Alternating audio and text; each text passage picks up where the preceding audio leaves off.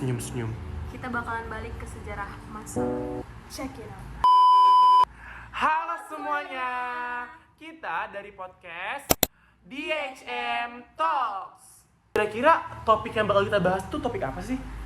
Nah, topik yang bakal kita bahas itu kayaknya jarang banget dibicarain sama orang-orang daerah ini nih.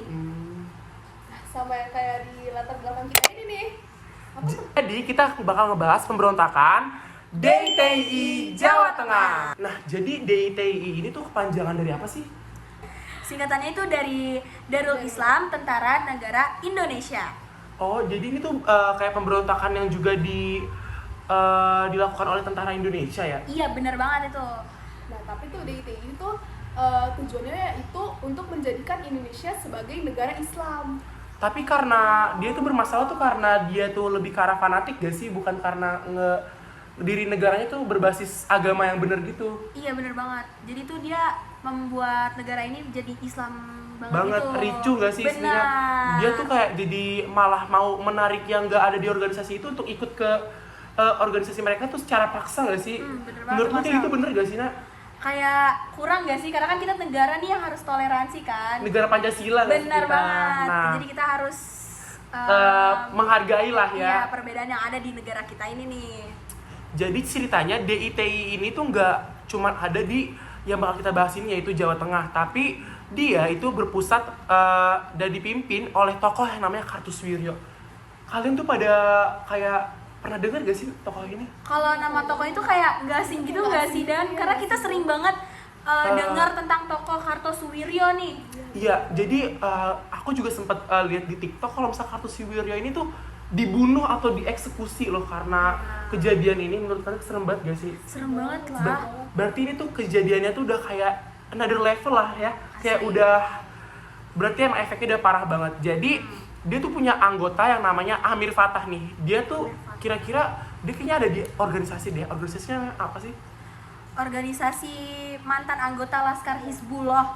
Nah, jadi tuh dulu dia berjuang di masa Belanda, tapi setelah perangnya selesai itu perjuangannya tuh belum selesai tuh dari situ si Amir Fattah ini. Malah dia memberontak dan membuat DITI ini iya, gak sih? Iya, bener banget.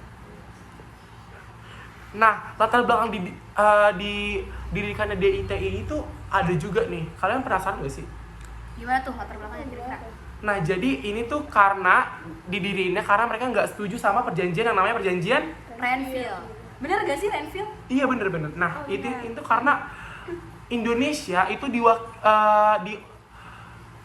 itu karena Indonesia tuh cuma diakui secara de facto itu cuma ada 3 bagian, yaitu Sumatera sebagian, Jawa Tengah, dan Yogyakarta. Menurut kalian kecil banget gak sih? Kecil banget dong. Untuk ukuran negara, apalagi tuh gampang banget dipecah belahnya karena tuh Belanda tuh ada dari wilayah sini, dari wilayah sini, dari wilayah sini. Jadi istilahnya tuh kayak terkepung gitu. Benar. Secara kan kita tahu Indonesia kan luas banget kan Iya, sekarang. tapi Kalau misalnya dilihat dari dulu Indonesia tuh sempit dan kecil tuh kayak kurang gitu nggak Iya, sih? benar. Nah, tapi udah wilayahnya sempit banget, tapi ternyata pas dicek ada 3 wilayah tuh yang ternyata tuh masih diduduki Belanda, yaitu Pekalongan, Brebes sama apa lagi ada? Tegal. Oh iya benar, Tegal. Nah, akhirnya Amir Syarifuddin tuh ngediriin organisasi ini nih, teman-teman. Dan malah berujung pemberontakan. Padahal awalnya nih ya, dia tuh udah kayak berdamai lah dengan TNI di sekitar situ, kayak mereka buat perjanjian untuk nggak saling cekcok. Tapi ternyata lama-lama DITI bersama Amir Syarifuddin itu kayak memaksa gitu orang-orang yang ada di sekitarnya untuk ikut ke organisasi itu. Padahal nggak semua orangnya mau kan, dan nggak semua orang itu orang Islam, bener gak sih? Bener banget. Bahkan sampai nih ya katanya Amir Fattah juga bentuk pasukan sendiri yang disebut Tentara Islam Indonesia, yaitu TII kalau nggak salah itu. Dan mereka tuh katanya sempat ngelakuin serangan ke beberapa pos yang ada di pos militer kantor pemerintahan di wilayah Pantura, Jawa Tengah tuh, Sel. Oh, itu mah udah bukan lagi negara berbasis Islam, tapi ini mah negara fanatik, makanya jadi namanya pemberontakan. Iya, gerakan pemberontakan yang ada di Jawa Tengah. Nah, akhirnya dia itu ngedirin ini kan, dia bahkan juga memproklamasikan berdirinya TII bersamaan dengan pemimpinnya itu Kartosuwiryo. Iya. Nah, selain si Amir Fattahnya ini memproklamasikan TII di Jateng bersamaan dengan si Kartosuwiryo, dia juga bahkan diangkat loh jadi panglima TII Jateng. Nah, karena dia merupakan seorang panglima, maka ia bisa menyatakan bahwa wilayah di Jateng seperti Tegal dan Brebes dijadikan sebagai negara Islam sama dia. Nah, disinilah mulainya pemberontakan DITI Jawa Tengah. Habis itu tujuan mereka tuh ngebentuk DITI ini tuh karena pemerintah tuh kayak nggak menjalankan pemerintahan sesuai dengan syariat Islam, kayak nggak menjalankan nilai-nilainya secara murni gitu. Padahal kalian tahu kan ya kalau misalnya Indonesia ini kan negara yang mayoritasnya Muslim kan. Muslim, ya, Islam. Nah, terus habis itu gerakan si Amir Fattah ini, gerakan DITI Jawa Tengah ini juga cukup cepat untuk menyebarnya karena ternyata si Amir Fattah ini mendapat dukungan yang simpati yang sebagian besar tuh dari masyarakat kecil dan seperti kayak desa-desa, terus orang-orang yang kecewa karena sikap Perang nggak sih? Iya, karena pasca perang gitu. Terus banyak juga yang dukung dia, yang lain-lain gitu. Jadi itu sifatnya invasif gak sih? Berbahaya banget ya? Iya, berbahaya. Ya, walaupun kayak jumlah pasukannya itu nggak terlalu besar, tapi gerakan mereka tuh cukup membuat warga masyarakat menjadi resah gitu. Karena pada tertarik juga gak sih? Karena ya Iya. mereka kecewa gitu habis perang tuh yang disebutin kayak adanya tadi. Iya, betul banget. Akhirnya tapi jadi kontroversial karena yang kayak kamu sebutin tadi Hasna, dia tuh nyerang pos-pos gitu gak sih? Iya benar, nyerang-nyerang pos yang ada di kantor pemerintahan di wilayah Pantura, Jawa Tengah. Kalau kayak gitu mah udah bukan mengutarakan pendapat tadi, ini Iya. mah lebih ke arah Propaganda yang mendukung pendirian negara Iya, Islam di bener Indonesia gitu. ini buat yang ada tuh bukannya negara ini makin maju tapi makin terpecah belah gak sih? Betul banget. Kita makin udah Kayak ini tuh ngebuat kita tuh kayak apa ya, kayak ya masa nggak mungkin dong, kan Indonesia kan beragam kan, nggak mungkin cuma dipimpin oleh satu agama betul aja. banget. Bener. Nah, terus pemerintah diem aja tuh karena ada pemberontakan itu. Tentunya enggak dong. Iya. Masa pemerintah diem aja ngelihat negara kita kayak terpecah belah gini? Nggak mungkin dong, pemerintah kan Benar. care nggak sih sama rakyatnya? Betul banget. Iya. Jadi tuh negara ini masih baru banget berdiri kan, dan stabilitas tuh kayak belum fokus membangun stabilitas negara. Jadi ini kayak dianggap sebagai ancaman buat negara kita untuk memperjaga kesatuan NKRI ini. Iya bener, karena kan ini kayak fanatik banget istilahnya, Betul. mempecah belah lah ya.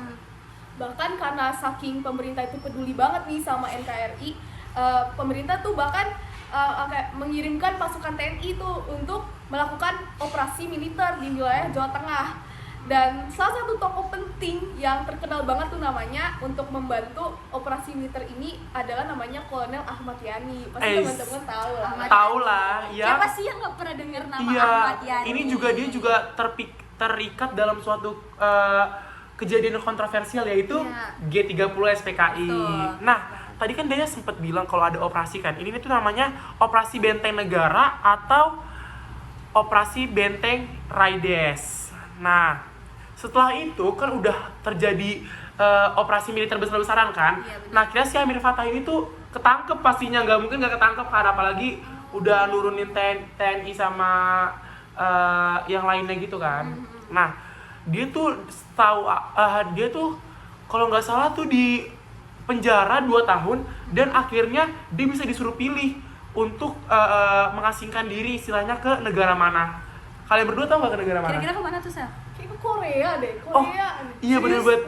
Korea. Tiba-tiba banget gak sih Amir Fattah ke Korea, ketemu BTS dia di sana. Wow. Wow. Nah, kan tadi kan udah dibilang kan kalau si Amir Fattah. Fattah itu dia mengasingkan diri kan ke Korea. Nah, terus ini Betul. anggota-anggota itu gimana? Jadi tuh hasilnya itu dilihat tuh mulai kelihatan pada tahun 1953 sampai 1954. Jadi ketika anggota DITI itu menyerahkan dirinya. Iya, abis itu jadi tuh ini tuh pemerintah tuh nggak langsung mengeksekusi atau nggak langsung mengobrak-abrik semua anggota TNI yang tersisa kan. Pasti ini juga tentunya untuk mengurangi adanya kericuhan antar masyarakat gitu. Jadi kayak pemerintah lebih ke arah menyuruh anggota DITI yang tersisa ini untuk menyerahkan diri aja untuk menyelesaikan masalah ini baik-baik, tentunya dengan konsekuensi yang setimpal dan tapi nggak menimbulkan kericuhan gitu kan. Nah, tapi kalau kita bisa lihat dampak yang dari gerakan DITI itu kayak ini tuh kayak buat situasi keamanan di Jawa Tengah pada waktu itu tuh jadi Nggak stabil banget nggak sih? Bener banget. Terus pemerintah juga kesulitan jalanin kayak program-programnya. Terus masyarakat juga hidup dalam ketakutan. Iya bener, apalagi mereka kan bekasan TNI nggak sih, jadinya kayak bersenjata pastinya. Iya, benar banget. Terus rakyat juga jadi tegang karena emang tuh sebenarnya rakyat sebenarnya tuh mau hidup damai. Cuman ya mereka jadi kayak terpaksa gitu loh ikut terlibat karena ya itu tekanan dari kedua Belah pihak pemerintah itu, dan DITI-nya. Oh. Nah, dari sini kita bisa belajar nggak sih kalau misalnya perbedaan tuh nggak selalu buruk. Betul. Kalau misalnya kita nih sebagai warga negara Indonesia yang beragam dari segi agama, ras, budaya dan juga kebudayaan, kita tuh belajar kalau misalnya perbedaan tuh ternyata nggak selamanya buruk. Kalau misalnya dari masalah ini kita belajar kalau misalnya kalau misalnya jadi negara fanatik, kalau saya di sini kan jadi negara Islam kan, Iya, betul. itu malah menyebabkan adanya Perpecahan. kericuhan, perpecahan. Yang ada di antara kita kan. Iya, malah kayak ibaratnya orang-orang juga malah pada takut, padahal kan awalnya mereka mau mendirikan negara sesuai dengan negara. agama. Iya, karena kan tentunya agama tuh harusnya mengajarkan yang baik gak sih? Jadi tuh kayak kalau misalnya perjuangan itu harusnya nih biasanya ya dilewati secara damai, terus lewat musyawarah, terus nilai-nilai Pancasila juga kita terapi nih Sel, dan kayak Bhinneka Tunggal Ika juga seharusnya jadi pedoman untuk menyatukan kita semua. Habis itu nilai agama juga harus dijalankan dengan baik gak sih? Benar. Nggak harus dengan kekerasan gitu. Betul. Kira-kira pembelajaran sama kesimpulan yang bisa kita ambil dari podcast kali ini tuh apa sih, Dan? Nah, sini aku bakal ngejelasin nih kesimpulannya dari awal banget tadi kita ngomongin nih. Nah, kita kan udah tahu bahwa DITI Jawa Tengah ini dipimpin oleh yang namanya Amir Fattah Fattah. sekitar tahun 1950. Dan kita juga udah tahu nih bahwa latar belakang terjadinya DITI Jawa Tengah ini karena kekecewaan terhadap pemerintah dan juga keinginan mereka untuk membangun suatu negara Islam Indonesia. Benar-benar. Tapi karena ya ini sudah pasti menentang pemerintah banget nih, akhirnya ya TNI turun nih atas suruhan dari pemerintah untuk membubarkan si DITI ini. Dan akhirnya DITI ini bubar deh sekitar tahun 1954. Dan dibarengi juga dengan penangkapan si Amir Fattahnya ini. Nah, pelajaran yang bisa kita ambil dari podcast kali ini guys, yaitu kalau misalnya kita harus menjaga persatuan dari bangsa kita ini. Kita nggak boleh yang namanya mendahulukan kepentingan atau ideologi suatu kelompok tertentu. Jadi kita harus bersatu teguh, bercerai runtuh, bener banget. Sama seperti DITI ini ya guys, kalau misalnya kita bercerai atau mengedepankan ideologi yang kita mau, kita akhirnya runtuh. Setuju banget. Kalian boleh senyum-senyum lagi karena podcast kita sudah selesai. Kita dari podcast DHM Talks. Pamit undur diri. Dadah semuanya. Terima kasih.